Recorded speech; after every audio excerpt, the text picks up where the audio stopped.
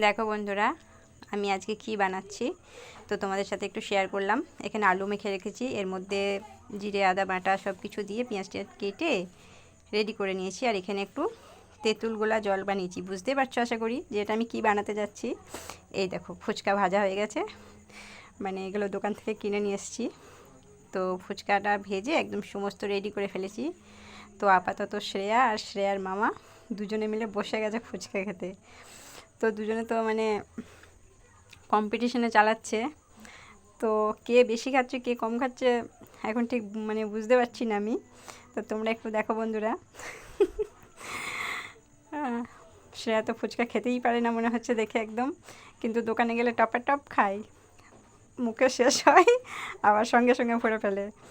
তো আপাতত এখন দুজনে মিলে ছোট বড় ভাগ হচ্ছে। মামা তো তাই একটু বড়টা ভাগ দিতে চাইছে ভাগ্নিকে, ভাগ্নি বললো না নেবো না।